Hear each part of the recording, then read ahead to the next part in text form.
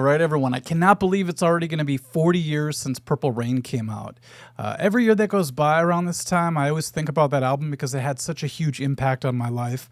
When I was a kid, my cousin had the VHS of Purple Rain, and we would just sit and watch it over and over and over again. So, huge part of my DNA. Anyhow, I always meant to learn the solo, and I really wanted to get it down in detail, but there was kind of a problem because there's not a lot of footage of Prince playing it live. I mean, there are a handful of videos, but you know, he's spinning around and sometimes the camera's not showing what he's doing exactly. So I really had to do some detail digging, if you will, to get this down. And I'm pretty excited because I figured out a whole bunch of details that I never knew before. I watch other people play it, you know, and everybody has their own way of doing it. I'm not saying you have to do it exactly like Prince. Even Prince played it differently at different concerts. But I really wanted to stay true to what's on the album, as well as stay true to what I see his hands doing in the video and the actual movie Purple Rain. So if you like these details, check out the entire lesson I'm going to do on this solo on my website coming up in the next week or so, and I'm actually going to be covering the entire song pretty soon as well. All right, the first detail in the Purple Rain solo is there's actually two picks in the beginning. So the first one is this really cool double stop bend and then an upstroke on the higher note. It just feels like your guitar is crying when you play that part. You know, it's just that bend, and then to hit that higher note to really accentuate it. It sounds so great. I used to think it was just the bend. But when you listen real carefully, you could hear two distinct picks. So be sure not to miss that one. Now we have to hold that bend for quite a while, and then we're going to eventually settle down and hit a really long sustained note. But sometimes I see people miss this detail. On Purple Rain, it sounds like Prince is doing a hammer-on before he goes to the note. Live, he actually does more than that. But if you listen real carefully in Purple Rain, it's real minimal.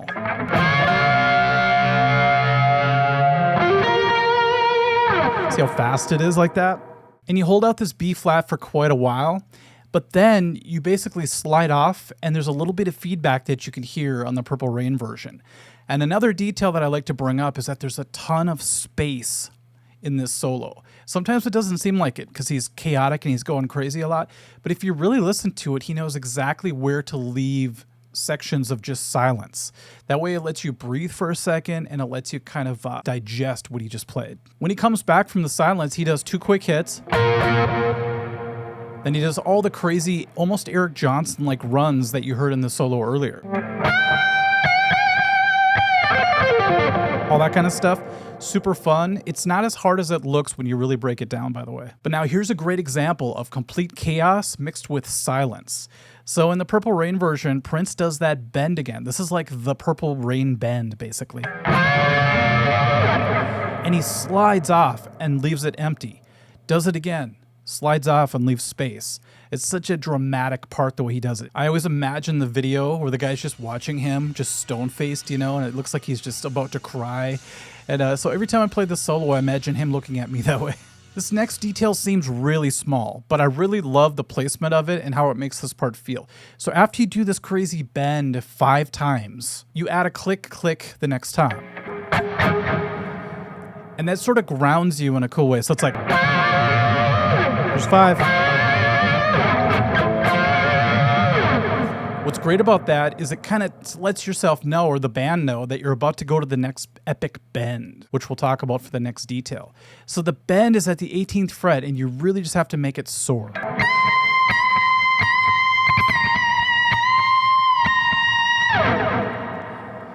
But what I see a lot of people miss, and something I used to miss, is there's actually a really quick note before the bend. It's on the 2nd string 15th fret, so D.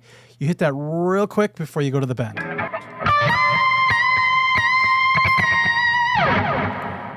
Without it, it feels like it's missing something. Now that you know it, you're going to not be able to not hear it every single time. Then we have these epic bends.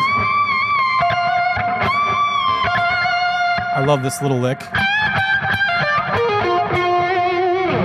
When Prince does his pull-off walk down, he stays way up high on the skinny frets, and on the telly, it's kind of awkward to play way up here. But he goes... See how much I have to kind of contort my hand to play that? So it's not the easiest thing in the world. I've seen him play it on a telly before, by the way. I know he plays his specialty Prince guitar, which I want one of those someday. It's one of my dreams. But he could have just went like this.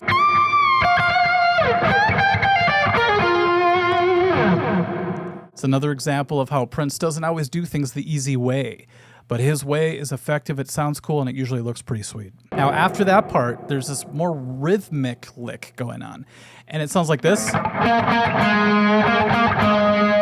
a slight little bend on those sixth frets. I see people miss that sometimes.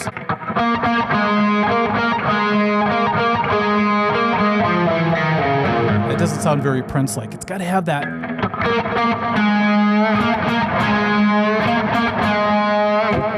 Got to add the stank to that, I guess. Another detail on that part is that he doesn't start it on the 8th fret like you would think, because it sounds to me like a repeating lick like this would go like this.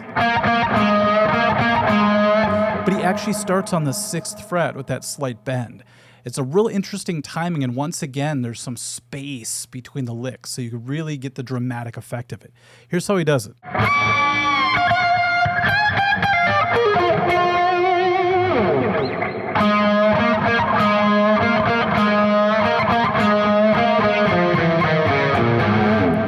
Here's an interesting anomaly. When he starts to do that motif towards the end of the solo that just repeats and repeats, it's very melodic and beautiful. The first time he does it, he hits a couple double stops instead of a pure note. So it's supposed to be 1st string, 6th fret to 5th fret. You know, that part, we'll talk about that detail in a second. But we have a double stop in the beginning for 2 hits.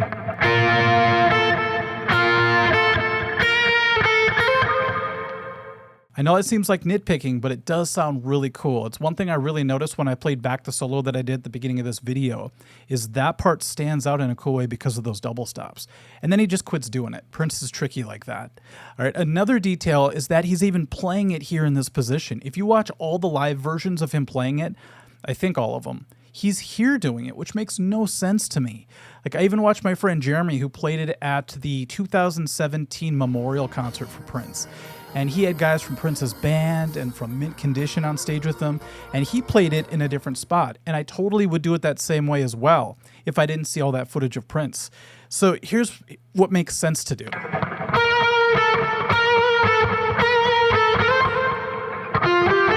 Right? It sounds thick. It's really close to the next bend you have to do.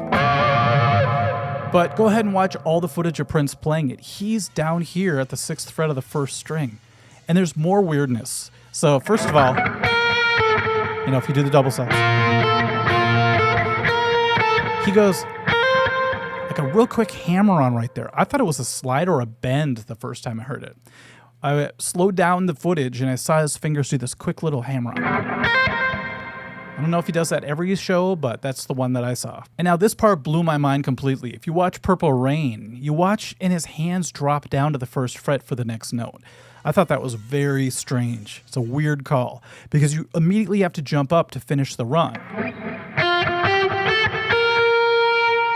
Once again, I think this is for showmanship because it looks really cool when you do this and your hand goes all the way down to the neck. If you notice, Prince is real flashy whenever he plays.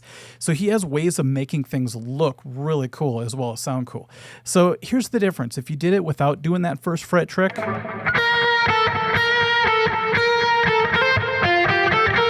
so you just stay in one position, which doesn't look awesome. This looks more awesome.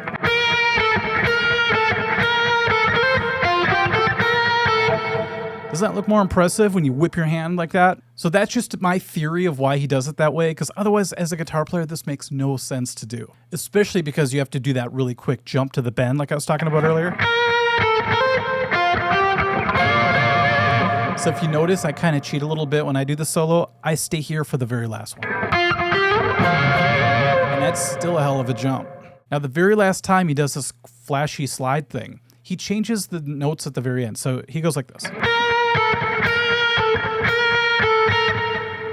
See, he just goes back to the 6th fret right there instead of going up, which is interesting. And then he goes... So he just plays the 2nd string, 6th fret to 8th fret, back to the 6th fret. Before they go to that big walk down, that big epic.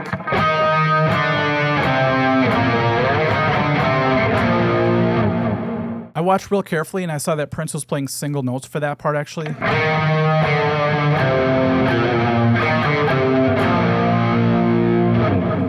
which sounds huge as long as the rest of the band is playing their part. So I guess it depends on the band you're in. If they're all covering those hits, then go ahead and just slim it down and do single notes. But if they're not, do maybe octaves. That sounds awesome. So those were all the details that I was able to find in the Purple Rain solo. Once again, I totally geek out on this kind of stuff and I love it. But feel free, as long as you do the solo justice, to do it your way if you want to. Like I already said, my friend Jeremy does it his own way. There's a guy in town named Chase. He has a group tribute band for Prince, Chase and the Ovation. I watch him do it on YouTube. He does it his own way as well. You know, they both completely do the solo justice, but they put little, you know, signature twists and turns on it, which I totally love. And don't forget to imagine the sad face guy watching you as you solo. I don't know why, it just makes you play better.